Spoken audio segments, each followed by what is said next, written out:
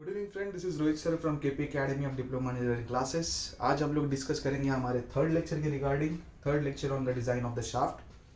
ठीक है।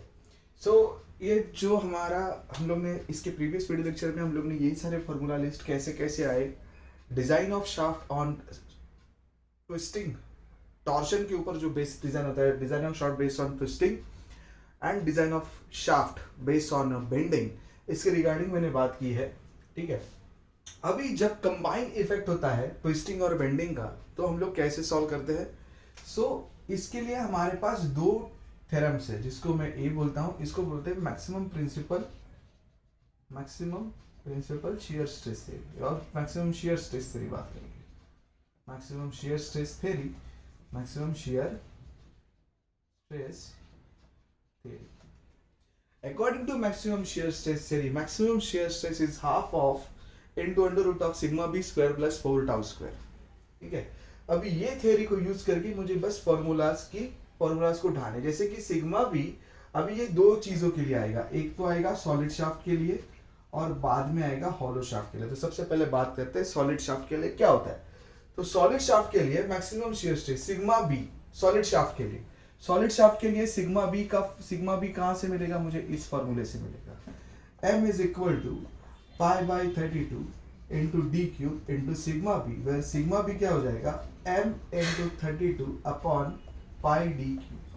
Sigma B का वैल्यू मुझे मिल गया m इंटू, या फिर इसको मैं बोलता हूँ 32m, क्या बोलते हैं हम लोग इसको 32m बोलते हैं अपॉन पाई डी क्यूब। और टाउ मुझे इस फॉर्मूले से मिलेगा, आपको दिख रहा रहेगा t is equal to pi by 16 into D cube into tau.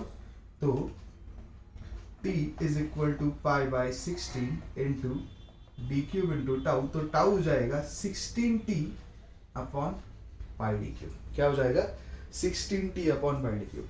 Now ये दोनों वैल्यू, कौन सी दो वैल्यू, एक ये सिग्मा बी की वैल्यू और ये t टाउ की वैल्यू, ये दोनों वैल्यू इस मैक्सिमम शियर स्ट्रेस थ्योरी में यहां पर मैं रख दूंगा। So tau maximum is equal to half into under root of, sigma B की वैल्यू आई थी 32m upon pi D cube the whole square into 4, tau की वैल्यू आई थी 16t upon pi D cube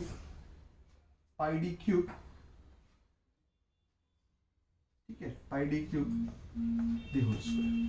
ठीक है। अभी गाइस जब इसको मुझे सिंप्लीफाई करना है तो मैं क्या करता हूं, यहां पे ध्यान दीजिए, मैं यहां पर क्या करता हूं, half into under root of 32m upon pi D cube whole square plus, मुझे यहां पर ऊपर भी 32 ही चाहिए, तो मैं क्या करता हूं मल्टीप्लाइड बाई 2, डिनोमिनेटर और न्यूमिनेटर के ब्रैकेट के अंदर मैं न्यूमिनेटर में और डिनोमिनेटर में 2 से मल्टीप्लाई करता हूं। तो ये हो जाएगा 32t upon 2 pi D cube the whole square. ठीक है।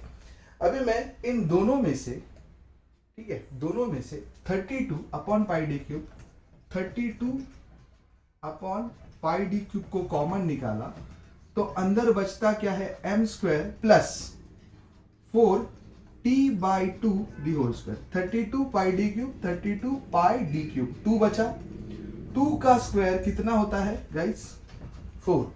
सो ये 4 और ये 4 कट होने के बाद मुझे क्या मिला कि टाउ मैक्स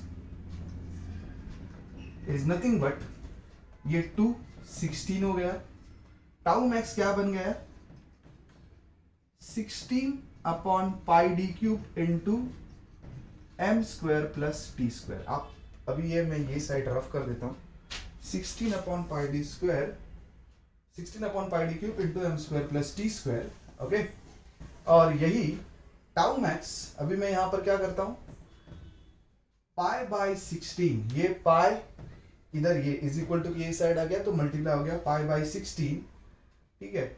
अभी पाई इधर गया, 16 नीचे है, into D cube into tau max, मतलब ये जो पूरी टर्म है ना मैं लेफ्ट हैंड साइड में लाके रख दी, is equal to under root of M square plus T square, is equal to under root of M square plus T square. Pi by 16 D cube into tau max आया ना यहाँ पे, pi by 16 D cube into tau, where maximum shear stress theory के अनुसार tau max, ये भी मेरे पास क्या है टी है, और ये भी मेरे पास क्या है टी ही रहेगा। अगर मैं इसको टी बोलूं तो चलेगा, ठीक है। तो यहां पर क्या आ जाएगा M square plus T square, but according to maximum shear stress theory ये और ये सेम है, इसको बोलते हैं इक्विवेलेंट ट्विस्टिंग मूवमेंट। क्या बोलते हैं? Equivalent twisting movement. And according to equivalent twisting movement T is equal to M square plus T square भी होता है, और pi by 16 into D cube into tau भी। ये दोनों फॉर्मूले मैक्सिमम शियर स्ट्रेस थ्योरी के अनुसार बन जाते हैं। Okay guys, according to maximum shear stress theory के अनुसार बन जाते हैं। अभी आगे देखिए, combine maximum shear stress theory हो गया, देन आगे आता है हमारे पास मैक्सिमम प्रिंसिपल स्ट्रेस थ्योरी। क्या आता है हमारे पास आगे? मैक्सिमम प्रिंसिपल स्ट्रेस थ्योरी, ठीक है।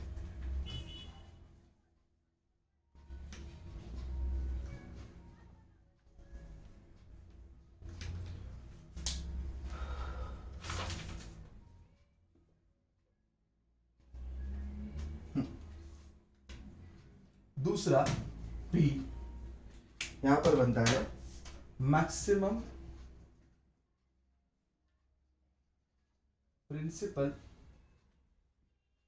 Stress theory. क्या बनता है? मैक्सिमम नॉर्मल स्ट्रेस थ्योरी भी बोल सकते हैं हम लोग इसको, प्रिंसिपल स्ट्रेस थ्योरी बोल सकते हैं, या फिर normal stress theory. According to this theory, maximum stress, जो पहले shear stress theory में क्या था, टाउ मैक्स था, वो क्या होता है half of sigma B plus half of under root of M square plus T square. ये half of under root of M square plus T square, ये क्या हो जाता है मैक्सिमम शियर स्ट्रेस थ्योरी। तब इधर क्या आएगा? टाउ मैक्स आएगा। मैक्सिमम नॉर्मल स्ट्रेस थ्योरी के लिए sigma B max is equal to half of sigma B plus under half of sigma B under root of sigma B square M square plus T square. Sorry, इसको जगह पे मैं क्या लिख सकता हूँ? Sigma B square plus 4 tau square, ऐसे वे यही थी ना। तो इंस्टेड ऑफ सिग्मा बी मैंने सिग्मा बी की वैल्यू यहां से निकाली थी 32 M upon pi D cube. Okay, sigma B right है, प्लस हाफ ऑफ यहां पर भी क्या आएगी 32 M upon pi D cube the whole square, ठीक है। और ये 4 टाउ स्क्वायर है हमारे पास, क्या हमारे पास ये 4 टाउ स्क्वायर है। 4 टाउ की वैल्यू मैंने निकाली थी, प्लस 4 टाउ की वैल्यू देखो इस फॉर्मूले से निकाली थी 16t upon pi D cube the whole square. Again मैं यहां पर 2 से मल्टीप्लाई करूंगा, ठीक है। तो ये क्या हो जाएगा? इंटू 2 करेंगे तो ये हो जाएगा 16 2 जा 32 32t upon 2 into pi D cube, ठीक है। ये 2 स्क्वायर बाहर आके क्या हो जाएगा 4, ये कैंसिल हो जाएगा। तो देखो सभी जगह पे क्या आया 32 M pi D cube 32 M 32 pi D cube 32 pi D cube 32 pi D cube. अभी इस ब्रैकेट में से मैं 32 पाई डी क्यूब पहले बाहर निकालता हूं, 32 M pi D cube plus half, यहां पर से मैंने क्या निकाला बाहर M square plus T square अंदर रहेगा 32 pi D cube 32 divided by pi D cube निकाला बाहर, ठीक है। पहले तो यहां से निकाला। अभी देखिए अभी मैं क्या निकालता हूं, अभी इन दोनों से भी 32 pi D cube 32 pi D cube common निकालता हूं, 32 पाई डी क्यूब अंदर बचा क्या हाफ एम, अंदर बचा क्या half times of M plus half times of under root of M square plus T square, ठीक है। अभी 32 अपॉन पाई डी क्यूब इन दोनों में से मैंने हाफ कॉमन निकाला,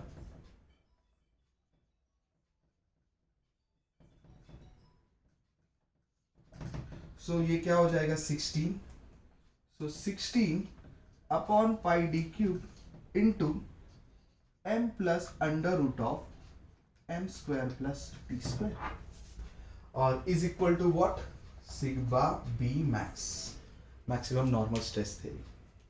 इन दोनों में से इन 32 यहाँ पर 16t cube upon 16t upon pi D cube था, तो ऊपर और नीचे 2 से मल्टीप्लाई किया, यहाँ पर से 4 कट गया। इन दोनों में से 32 upon pi D cube common निकाला, देन इन दोनों में से 32 अपॉन पाई डी क्यूब निकाला, अंदर बचा हाफ m और ये half under root of m square plus T square, दोनों में से हाफ कॉमन निकाला, half 16 upon pi D cube, sigma B max is equal to this term.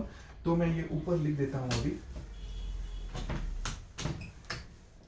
क्या आया guys, sigma B max is equal to 16 upon pi D cube into m plus under root of m square plus T square. अब ये term को एक side में रखो, ठीक है, ये टर्म को एक साइड में रखो, ये sigma B max into pi, ये पाई ऊपर चला गया, 16 नीचे आया, into D cube is equal to, right hand side में बस ये टर्म रही, m plus under root of m square plus T square, m plus under root of m square plus T square, sigma B max. यहां पर देखिए for solid shaft के लिए, solid shaft के लिए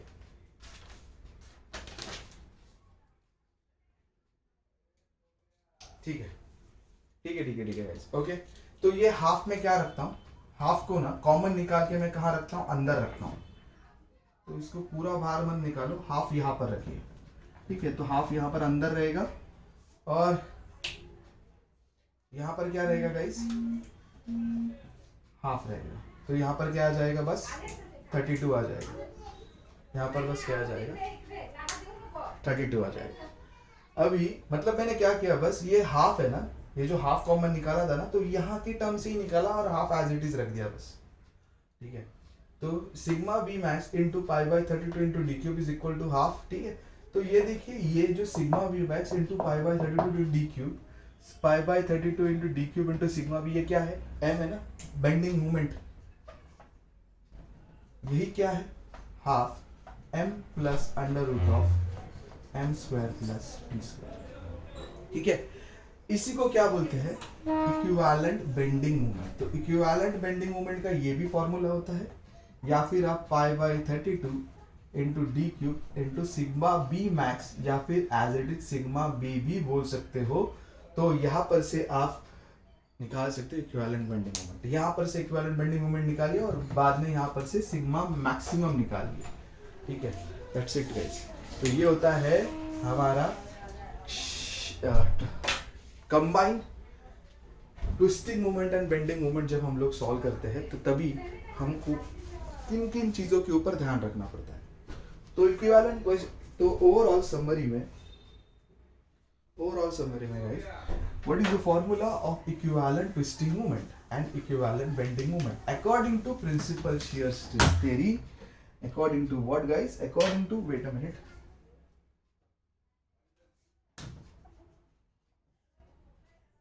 according to shear stress theory, maximum shear stress theory, okay, according to maximum shear stress theory, equivalent twisting moment का formula होता है under root of m square plus T square, that's it, right, under root of m square plus T square. और equivalent twisting moment का formula बनता है pi by 60 into D cube into tau max, ये दो फॉर्मूले हैं। And according to normal stress theory, according to normal stress theory, equivalent bending moment का formula बनता है half into m plus under root of m square plus T square, half into m plus under root of m square plus T square, या फिर pi by 32 into D cube into sigma B max. तो आपके shaft के लिए जो आपके 4 से 5 type important है शाफ्ट्स के, जिसके ऊपर हमको न्यूमेरिकल्स सॉल्व करने हैं, उन शाफ्ट के इतने सारे जो फॉर्मूले हैं और इतनी सारी जो चीज़ें हैं जो मैंने आज आपको समझाई है, बताई है, उसके रिगार्डिंग आप अच्छे से पढ़ाई कीजिए, अच्छे से ध्यान दीजिए, फॉर्मूलेस के ऊपर कॉन्सेंट्रेट कीजिए। ये 5 थेरीज है टोटल, रैंकाइन थेरी वगैरह वगैरह, maximum shear stress theory, maximum principal stress theory वगैरह वगैरह, ये सारे 5 थेरीज है। थेरीज ऑफ इलास्टिक फेल्योर जो टॉपिक है वहाँ से ये थेरीज आते हैं। तो आपको जो स्टार्टिंग में बताया था ना मैंने, इन टर्म्स के ऊपर आपको ध्यान रखना है कि मैक्सिमम शियर स्ट्रेस थ्योरी क्या है। मैक्सिमम शियर स्ट्रेस थ्योरी होती है under root of sigma B square plus 4 tau square, right. Maximum normal stress theory क्या है, सिग्मा बी मैक्स क्या है, half times of sigma B plus under root of sigma B square plus 4 tau square. ये आपको दोनों terms याद रखनी है। ये मैक्सिमम शियर स्ट्रेस थ्योरी है, नॉर्मल स्ट्रेस थ्योरी है। ओके गाइस, सो जब शाफ्ट कंबाइंड मूवमेंट में जाते हैं, ट्विस्टिंग एंड बेंडिंग बोथ, तो 2 थ्योरी से आप इसको सॉल्व कर सकते हो, मैक्सिमम शियर स्ट्रेस थ्योरी से या फिर मैक्सिमम नॉर्मल स्ट्रेस थ्योरी से। और जब शाफ्ट नॉर्मल ट्विस्टिंग मूवमेंट में जाता है तो ट्विस्टिंग मूवमेंट के लिए ये फॉर्मूला है सॉलिड शाफ्ट के लिए, और हॉलो शाफ्ट के लिए ट्विस्टिंग मूवमेंट के लिए ये फॉर्मूला है। जब शाफ्ट बेंडिंग मूवमेंट के लिए जाता है तो सॉलिड शाफ्ट के लिए ये फॉर्मूला है, हॉलो शाफ्ट के लिए ये फॉर्मूला है। और ये polar modulus, section modulus solid shaft के लिए है, ये पोलर मॉडुलस और ये सेक्शन मॉडुलस हॉलो शाफ्ट के लिए है। ठीक है, अभी देखो गाइस कि equivalent twisting movement solid shaft के लिए क्या आई, ये आई। हॉलो शाफ्ट के लिए क्या आएगी, equivalent twisting movement hollow shaft के लिए, ठीक है, ये क्या आएगी, under root of M square and T square ही आएगा। ये तो सेम ही रहेगा हॉलो शाफ्ट के लिए। बट ये टर्म क्या होती है, ये term instead of this term I am going to write this term only. याद रखना, हॉलो सॉलिड शाफ्ट के लिए निकाला ना, सॉलिड शाफ्ट के लिए ये टर्म है, तो हॉलो शाफ्ट के लिए इंस्टेड ऑफ दिस टर्म आपको ये टर्म जो आपने ऑलरेडी याद करके रखी होगी इतने सारे फॉर्मूलाज करने के बाद, तो वो आ जाएगी। सॉलिड शाफ्ट के लिए इक्विवेलेंट बेंडिंग मोमेंट का फॉर्मूला क्या है, ये आया था, ठीक है, π/32 d cube into sigma b, π/32 d cube into sigma b. Instead of sigma b we will write sigma b max for the normal stress theory. Okay, बस अभी बेंडिंग हॉलो शाफ्ट के लिए equivalent bending moment instead of hollow shaft के लिए क्या आएगी, ये आएगी, और बस सिग्मा बी की जगह पे क्या आ जाएगा, sigma B max, that's it. ये चीज आपको समझनी पड़ेगी, याद रखनी पड़ेगी, और इतना कुछ डिफिकल्ट है नहीं ये topic. Shaft, keys and coupling, ठीक है, सबसे बड़ा टॉपिक था वो सेकंड और थर्ड चैप्टर। ये सबसे बड़े टॉपिक्स है, ये सबसे लेंथी टॉपिक्स है जिनको कवर अप करने के लिए टाइम लगता है। इसके बाद के टॉपिक्स स्प्रिंग, ये बाकी के टॉपिक्स बहुत फटाफट हो जाएंगे। तब तक के लिए study hard guys, thank you so much.